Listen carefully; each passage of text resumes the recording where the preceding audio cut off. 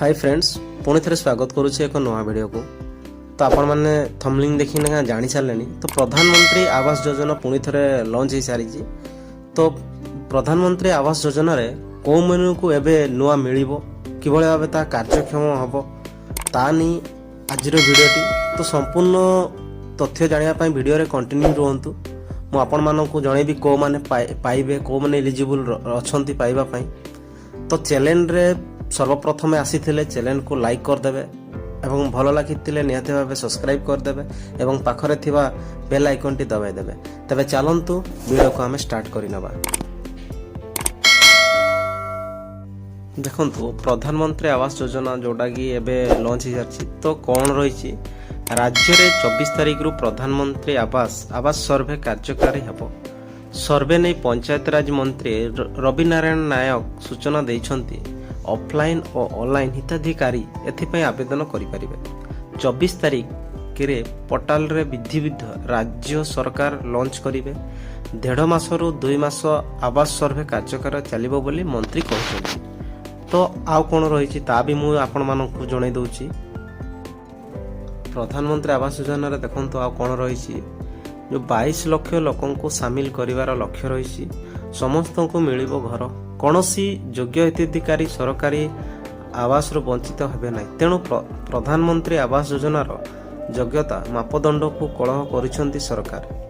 सर्वाधिक मासिक आय 10,000 रु 15,000 बढ़ा जाइछि। सेहीपरि पूर्वरो मापदंड रे अनेक परिवर्तन करिसेंती। तो किए योग्य पूर्वरु हिताधिकारी परिवार सर्वाधिक मासिक आय 10,000 करा जायतिला। याको बढ़ाई 15,000 करा जायछि। 2 चकिया जान फ्रिज लैंडफोन थिबा पेमिए पई योग्य विवेचित होई परिबे। दिव्यांग और भिन्न होइथिबा पुओ भी प्रधानमंत्री आवास योजना घर मिलिबो।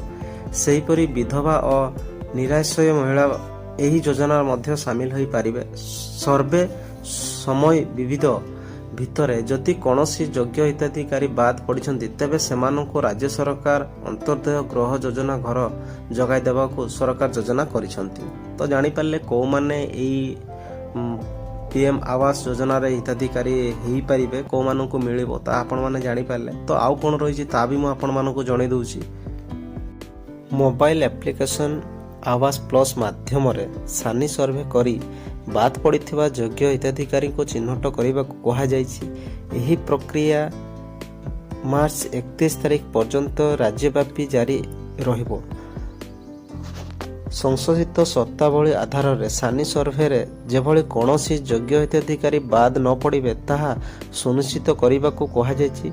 राज्य सरकार को द्वारा पूर्वरु जारी एसओपी को पालन करने को मध्य तागिद करा जायछि। विभाग पक्षरु नवेम्बर 27 तारिख डिसेम्बर 27 तारिख रे प्रधानमंत्री आवास योजना नहीं एसईपी शर्तावली जारी करा जायछि।